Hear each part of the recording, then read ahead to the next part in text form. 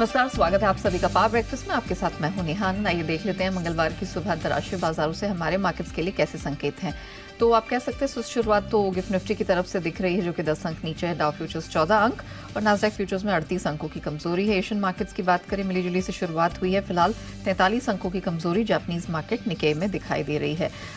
Commodity market की बात करें तो ब्रेंट में कल हमने प्रेशर देखा था, आज लोअर लेवल से रिकवरी है। और सोने चांदी की बात करें तो एक छोटे दायरे में ही सपाट ट्रेड होता दिख रहा है। क्या कुछ हुआ अंतर्राष्ट्रीय बाजारों में, कौन से महत्वपूर्ण ट्रिगर्स है जिन पर रखनी है नजर। दीपांशु हमारे साथ पूरी डिटेल लेकर जुड़ चुके हैं। दीप, मॉर्निंग। जरा बताइए क्या कुछ हुआ है। कमोडिटी मार्केट में तो कल प्रेशर आया है, इक्विटी मार्केट में क्या हुआ है? अच्छे संकेत आ रहे हैं बाजार के लिए, बाकी बाजारों के लिए, हमारे बाजारों के लिए भी हफ्ते की अच्छी शुरुआत हुई है। आप ये कह सकते हैं मंडे का सेशन बढ़िया रहा। कल हमारे बाजार ने भी एक अच्छी परफॉर्मेंस दिखाई। पहले 1 घंटे में जो गिरावट आनी थी आगे, उसके बाद तो हमने अच्छी रिकवरी दिखाकर दिन की ऊंचाई के पास आप बंद होते हुए दिखे। और ऐसा ही कुछ एक्शन आपने कल अमेरिकी बाजारों में भी देखा। आज सुबह एशिया के बाजारों की भी बात करें तो हाल यहाँ पर इस समय ठीक ठाक आपको दिख रहे हैं। जापान पर हमारी नज़र बनी हुई है, क्योंकि कुछ ही देर में बैंक ऑफ जापान की पॉलिसी आने वाली है। और वैसे तो पॉलिसी में कुछ बदलाव नहीं होने वाला है, बट जो इनका यील्ड कंट्रोल है, जिस तरह से बैंक ऑफ जापान एक बॉन्ड यील्ड को कंट्रोल करता है, अपर लिमिट सेट करता है, उसमें कुछ बदलाव आ सकते हैं। फिलहाल 1% का कैप है इनकी बॉन्ड यील्ड पर, बट इस पर थोड़ी रिलैक्सेशन आ सकती है, ऐसा समझने में आ रहा है। साथ ही इनके इन्फ्लेशन मॉनिटरिंग और टारगेटिंग में भी कुछ कमेंट्री आ सकती है। तो देखना पड़ेगा। इंपॉर्टेंट पॉलिसी है बैंक ऑफ जापान की तरफ से, जो कुछ ही देर में आपको आती हुई दिखेगी। उससे पहले जो जापान का येन है वो डॉलर के खिलाफ करीब 2 हफ्ते की ऊंचाई पर ट्रेड कर रहे हैं। तो बाजार एक्सपेक्ट कर रहा है कि कुछ तो आ सकता है। पॉलिसी में शायद कुछ बदलाव ना हो, बट बाकी चीजों में कुछ बदलाव आ सकते हैं। एटलीस्ट उस पर कुछ हिंट आ सकता है, तो वहां पर हमारी नजर बनी हुई है।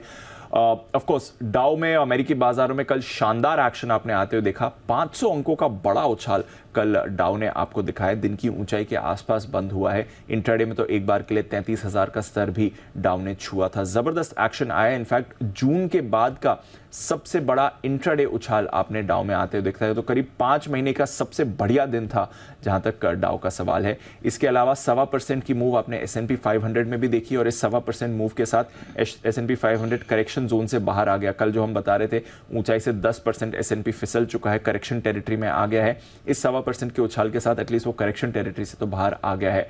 नास्डैक के लिए भी अच्छा दिन था। 1.25% की मूव यहां पर भी आई।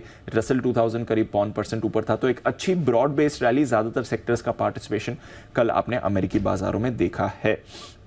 बॉन्ड यील्ड ये कल थोड़ी सी बढ़ी है, बढ़कर 4.9% के पास आ गई है, बट इसका कल बाजार से रिलेटेड एक्शन नहीं था, बाकी पॉलिसी रिलेटेड एक्शन था, जिसकी वजह से बॉन्ड यील्ड में आपने मूव देखी है। कल खबर आई है कि जो अमेरिकन सरकार है वो जो Q4 की बोरोइंग है वो थोड़ा अनुमान से कम करने वाली है। Q4 में करीब 776 अरब डॉलर की बोरोइंग करने वाली है। इससे पहले Q3 में करीब 850 अरब डॉलर की बोरोइंग की थी। तो जो कम रिड्यूस्ड अमाउंट आया है फ्रेश बोरोइंग का, वहां से थोड़ा आपने बॉन्ड यील्ड में मूवमेंट आते हुए देखा है। नेट अच्छी खबर है वैसे बाजार के लिए, अगर थोड़ी बोरोइंग कम कर रही है अमेरिकी सरकार, तो इसका मूवमेंट थोड़ा बॉन्ड यील्ड पर था। ऑफ कोर्स बड़ा फोकस तो आज की फेड पॉलिसी पर रहने वाला है। आज से FOMC की बैठक शुरू हो रही है, कल शाम को फेड की पॉलिसी आएगी। कोई पॉलिसी में तो बदलाव नहीं होने वाला है। लगभग 98% जानकार मान रहे हैं कि इस बार स्टेबल पॉलिसी रहेगी। बट इंटरेस्टिंगली दिसंबर के भी जो रेट हाइक अनुमान थे वो फिलहाल 27-28% पर हैं। तो दिसंबर में भी कोई ऐसी बड़ी उम्मीद नहीं है कि शायद रेट हाइक आपको आते हुए दिखे, बट क्या कमेंट्री निकल कर आती है वो इंपॉर्टेंट रहेगा। कल शाम को आने वाली है पॉलिसी, तो हमारे लिए तो थर्सडे का रिएक्शन है, बट नॉनदलेस फेड पॉलिसी जब शुरू हो रही है उससे पहले आपने देखा अमेरिकी बाजार आपको बढ़िया मूड में आते हुए दिख रहे हैं। थोड़ा नतीजों का भी एक्शन बना हुआ है, सेमीकंडक्टर शेयर्स में भी थोड़ा एक्शन आ रहा है, बट नेट कल एक बढ़िया दिन था जहां तक अमेरिकी बाजारों का सवाल है। यूरोप के लिए भी ठीक ठाक दिन था। 1/4 से आधे % की मूव आई है। आज यूरोप का इन्फ्लेशन डेटा आने वाला है, प्रिलिमिनरी Q3 GDP डेटा आने वाला है, तो वहां पर भी आपको काफी रिएक्शंस आते हुए दिख सकते हैं। ऑफ कोर्स जैसा आप बता रही थी, कमोडिटी बाजार में कल आपने बड़ी गिरावट आती हुई देखी है, और इसका भी अच्छा एक्शन है। कच्चा तेल आपका करीब 3.5% टूटा है। डॉलर इंडेक्स आपका 106 के नीचे एक हफ्ते के निचले स्तर पर आया है। थोड़ा इजराइल हमास युद्ध पर सबका फोकस तो बना है, बट और ज्यादा नेगेटिव डेवलपमेंट्स नहीं हुए हैं। चीन की तरफ से उनका मैन्युफैक्चरिंग PMI डेटा आने वाला है, उस पर सबकी नजर बनी हुई है। तो ओवरऑल कच्चा तेल कल गिरकर आया है, $86 के आसपास आपको दिख रहा था। सोना यहां पर हल्की गिरावट है, $2000 के आसपास आपको आते हुए दिख रहा है। बेस मेटल्स में लगातार तेजी है। 3 हफ्ते की ऊंचाई पर कॉपर है, 4 हफ्ते की ऊंचाई पर आपको एल्यूमिनियम ट्रेड करते हुए दिख रहा है। बट ओवरऑल आज सुबह आपको डेफिनेटली बेहतर ग्लोबल संकेत दिख रहे हैं। हमारा गिफ्ट निफ्टी शायद इसलिए नहीं रिएक्ट कर रहा है क्योंकि ऑलरेडी कल हमने इस रैली को लीड कर दिया था, ग्लोबल मार्केट्स ने कैचअप किया है, बट देखते हैं कोई ऐसे खराब संकेत आज सुबह नहीं आ रहे हैं। चलिए, so no bad news is actually a good news. धन्यवाद दीप, वो पूरी डिटेल दर्शकों के सामने रखने के लिए। आइए, जिस प्रकार के ग्लोबल संकेत आज सुबह बनते दिख रहे हैं उन सबके बीच हमारे मार्केट्स कैसे रिएक्ट कर सकते हैं, क्या ट्रेडिंग रणनीति अपनानी है, हम सर से तो बात करेंगे, लेकिन आइए उससे पहले जान लेते हैं कि खबरों के दम पर कहाँ कहाँ एक्शन देखने को मिल सकता है, अब तक कौन से नंबर्स आए हैं एंड ऑफ कोर्स और कौन से नंबर्स ट्रिगर्स आने वाले हैं, उन सब पर बात कर लेते हैं। नुपुर हमारे साथ इस समय जुड़ चुकी हैं। नुपुर, मॉर्निंग। पहले तो बताइए कल कौन कौन से नंबर्स आए हैं, प्रदर्शन कैसा रहा है? बिल्कुल, गुड मॉर्निंग। काफ़ी सारे नतीजे और काफ़ी अच्छे भी आपको नजर आएंगे। टीवीएस के साथ शुरुआत करते, इनलाइन जो एस्टिमेट्स है उसके अनुसार जो है नतीजा आते हुए दिखे। कंपनी के आए देखे तो 12% की ग्रोथ यहाँ पे आई है। कामकाजी लेवल पे मुनाफा 22% से बढ़कर आते हुए दिखा है। मार्जिन्स भी देखे तो 10% से इंप्रूव होकर 11% के होते हुए दिखे और मुनाफा भी 32% की ग्रोथ दिखा रहा। वॉल्यूम में भी आपको 6% की ग्रोथ नजर आएगी। मैरिको पे भी रखनी है नजर, ऑपरेशनली बहुत स्ट्रॉन्ग नंबर्स आते हुए नजर आए। रेवेन्यू Q2 का अपडेट आया था, उसके अकॉर्डिंग इनलाइन आते हुए नजर आए, 1% की गिरावट दिखेगी। ग्रॉस मार्जिन 26 क्वार्टर के हाई लेवल पे आपको दिख रहे, 50-50.5% के ग्रॉस मार्जिन से। कामकाजी लेवल पे मुनाफा 15% से बढ़कर आते हुए दिखा है और कामकाजी लेवल पे मार्जिन्स भी एक्सपैंड होकर 20% होते हुए दिखे और मुनाफा भी देखे तो 17% की ग्रोथ है। डोमेस्टिक वॉल्यूम ग्रोथ 3% के आसपास आती हुई दिखी, 3 से 4% की एक्सपेक्टेशन थी। डीएलएफ पे रखनी है नज़र, ऑपरेशनली बेटर नंबर्स यहाँ पे आते हुए दिखे। इनफैक्ट जो डेवलप्ड बिजनेस है कंपनी का वो भी अब नेट कैश हो चुका है और ओवरऑल लेवल पे डिविडेंड पे करने के बाद भी फ्री कैश फ्लो है 371 करोड़ के आसपास का। जीएमआर एयरपोर्ट्स पे भी रखेंगे नज़र क्योंकि यहाँ पे कंपनी की आय 30% से बढ़कर इस क्वार्टर में आती हुई दिखी है। कामकाजी लेवल पे मुनाफा 55% की ग्रोथ दिखा रहा है। मार्जिन्स भी 35% के, हालांकि एक्सेप्शनल आइटम है जिसके चलते घाटा आया है 90 करोड़ के आसपास का। कैश में ब्लू स्टार पर रखनी है नज़र, काफ़ी स्ट्रॉन्ग क्वार्टर रहा है कंपनी के लिए, 19% की ग्रोथ रेवेन्यू में आई है। कामकाजी लेवल पे देखेंगे तो 43% की ग्रोथ नज़र आ रही है। मार्जिन्स भी 5.5% से बढ़ के 6.5% हो गए और मुनाफा भी देखें तो 66% की ग्रोथ आपको यहाँ पर भी दिखेगी। ट्रिवेनी इंजीनियरिंग, यहाँ पर भी नतीजे आपको स्ट्रॉन्ग दिखेंगे। कंपनी की आय 5% से बढ़कर आते हुए दिखिए। कामकाजी लेवल पे देखें तो मुनाफा 38% की मजबूत ग्रोथ दिखा रहा है। मार्जिन्स में 100 बेसिस पॉइंट का इंप्रूवमेंट है और एक्सेप्शनल आइटम के चलते आपको मुनाफे में गिरावट नजर आएगी, लेकिन बिफोर एक्सेप्शनल आइटम देखें तो मुनाफा 60% बढ़कर आते हुए दिखा है। स्पंदना स्फूर्ति एनआई में 72% की ग्रोथ है। ग्रॉस एनपीए नेट एनपीए देखें तो वहाँ पर भी आपको सुधार ही नजर आ रहा है। और लास्ट में मैंगलोर केमिकल्स, कंपनी की आय 5 गुना से बढ़कर आती हुई दिखी। कामकाजी लेवल पे 141 करोड़ का मुनाफा किया है, मुनाफा और नेट लेवल पे भी मुनाफा 68 करोड़ का है जो पिछले साल घाटा था। स्टॉक स्पेसिफिक एक्शन पर तो फोकस रहेगा, लेकिन अब सर हमारे साथ जुड़ चुके हैं, आइए उनसे जान लेते हैं कि मार्केट में आज क्या रणनीति अपनानी है। Sir morning. सर बताइए, जिस तरह का प्रदर्शन हमने हाल फिलहाल में देखा है, कल भी हमारा स्ट्रॉन्ग परफॉर्मेंस रहा है, आज क्या एक्सपेक्टेड है गिवन द फैक्ट कि कोई बुरी खबर नहीं इंटरनेशनल मार्केट से?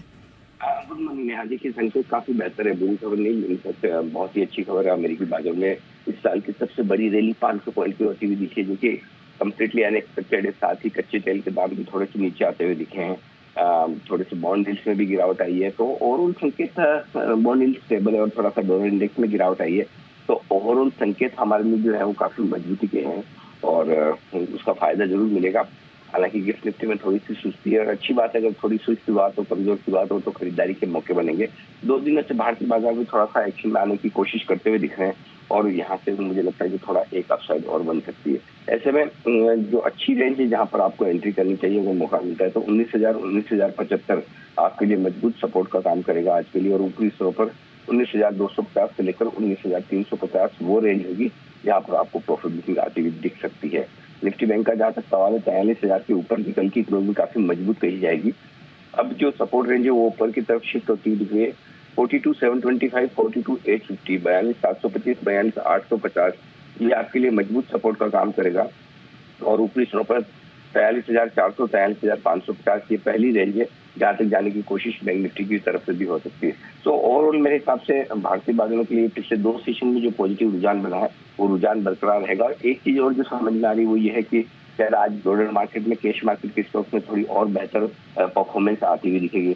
तो ओवरऑल व्यू ठीक है, बाय ऑन रिस्क की स्ट्रेटजी के साथ इस बाजार में बना रहा जा सकता है। जी धन्यवाद सर, हमारे दर्शकों को दिशा देने के लिए। आइए स्टॉक स्पेसिफिक एक्शन पर फोकस करते हैं। नतीजों का सीजन है, तो निफ्टी की 2 दिग्गज कंपनियां हैं जो अपने नंबर्स जारी करने वाली हैं। उनकी पूरी डिटेल देने के लिए आशीष और कुशल दोनों हमारे साथ इस वक्त स्टूडियो में जुड़ चुके हैं। गुड मॉर्निंग कुशल, आपके साथ शुरुआत करेंगे। भारती एयरटेल क्या एक्सपेक्टेड है? मॉर्निंग नेहा, भारतीय एयरटेल के लिहाज से नंबर्स वाइज तो आप देखेंगे कि स्टेबल क्वार्टर रह सकता है, क्योंकि पिछले तिमाही में आप देखिए तो जो आंकड़े हैं, रेवेन्यू करीबन 1% बढ़कर 37,800 करोड़ पर हम अनुमान लगाकर चल रहे हैं। साथ ही कंपनी का जिस तरह से कामकाजी मुनाफा है वो 19,700 करोड़ पर हमारा एस्टिमेट है। जहां तक मार्जिन का सवाल है, यहाँ पर 52.1% मार्जिन रह सकती है। पिछले तिमाही में 52.3% थी, तो बहुत ज़्यादा बदलाव इधर भी एक्सपेक्टेड नहीं है। और मुनाफा 2250 करोड़, ये आंकड़ा आपको ध्यान में रखना है कि ये एक्सपेक्टेड है कि फिगर वाइज ये आ सकता है। ऑफ कोर्स एडजस्टेड बेसिस पर मुनाफा देखेंगे तो वो गिरकर आता हुआ दिखेगा, क्योंकि पिछले तिमाही में करीबन 3400 करोड़ रुपए का एक्सेप्शनल लॉस इन्होंने दर्ज किया था नाइजीरियन करेंसी डिवैल्यूएशन के बेसिस पर। आरपू के लिहाज से 203 पर रह सकता है इस बारी, और 1.5% की बढ़त के साथ यहाँ पर 200 के पार तो ऑफकोर्स इन्होंने पहले ही क्लॉक इन कर लिया था आरपू। अब 203 ये नया आंकड़ा कंपनी बना सकती है। ऑफकोर्स यही देखना है कि कंपनी के जो सब्सक्राइबर्स हैं आगे चलकर किस तरह से जुड़ते हुए नजर आते हैं, उस पर क्या आउटलुक है, और जो गैर मोबाइल सेगमेंट है उस पर जो मजबूत ग्रोथ अभी बनेगी इस तिमाही में, आगे की तिमाहियों के लिए किस तरह की कमेंट्री आएगी, ये भी इंपॉर्टेंट होगा।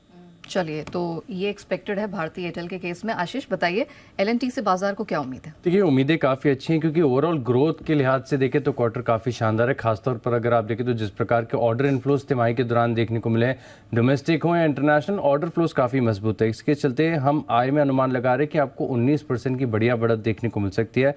कामकाजी जो मुनाफा है वो 12% बढ़कर करीब 5,500 करोड़ रह सकता है। मार्जिन की बात करें तो ये थोड़े से सपाट है, 11.5% पिछले साल थे इसी तिमाही के दौरान। इस बार जो बाजार एस्टिमेट लगा रहे हो करीब 11% के आसपास का है। लेकिन मुनाफे का आंकड़ा सबसे दमदार है, करीब 40% की ग्रोथ यहाँ पर आपको देखने को मिल सकती है। 3,108 करोड़ के आसपास का जो एस्टिमेट है वो यहाँ पर देखने को मिल सकता है। लेकिन तिमाही के दौरान ऑर्डर कितने रिसीव हुए हैं, एग्जीक्यूशन कैसा चल रहा है, इसके ऊपर मैनेजमेंट की कुछ भी कमेंट्री आती है तो अपने आप में काफ़ी पॉजिटिव होगा। लेकिन आंकड़ों के लिहाज से देखें, नंबर्स के लिहाज से नतीजे काफ़ी शानदार आएंगे। शानदार नंबर की एंटिसिपेशन है।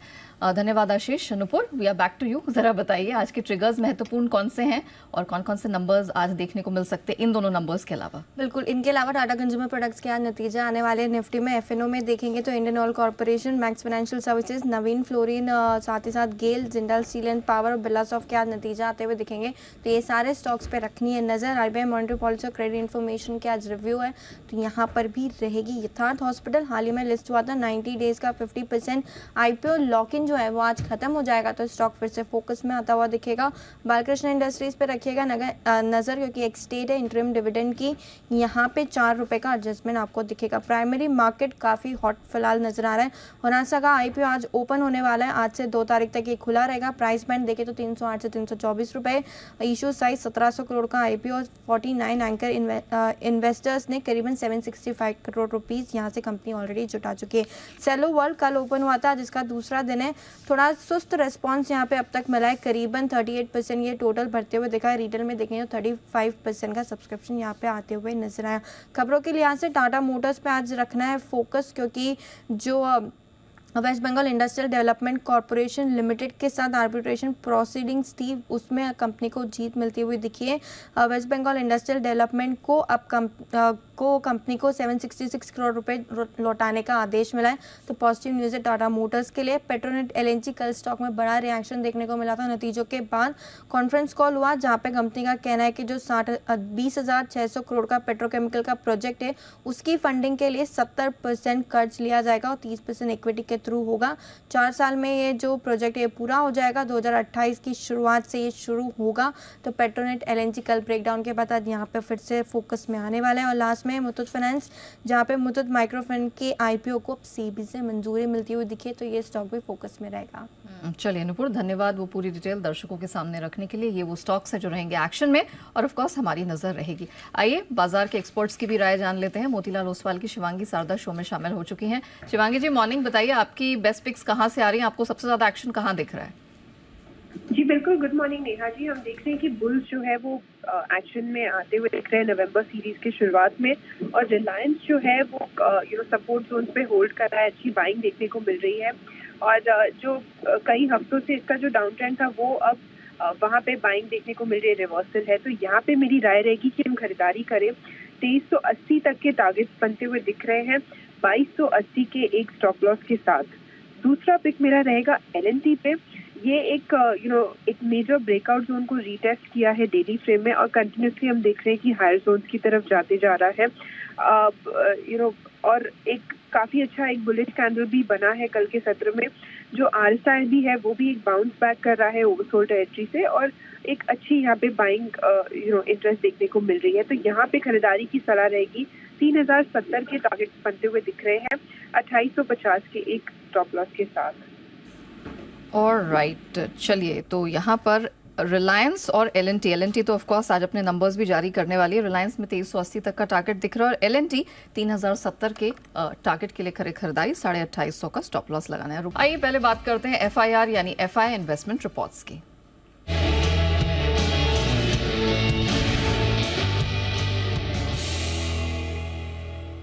तो विदेशी ब्रोकरेजेस की नजर कौन कौन से स्टॉक्स पर है, पूरी डिटेल्स नुपुर के पास है। नुपुर बताइए। बिल्कुल, यूपीएल के साथ शुरुआत करते हैं। मॉर्गन स्टैनली के ओवरवेट की जो रेटिंग है वो मेंटेन रखी है और जो टारगेट है वो 762 का। हालांकि जेफरीज देखेंगे तो यहाँ पे लक्ष्य काटते हुए नजर आए हैं।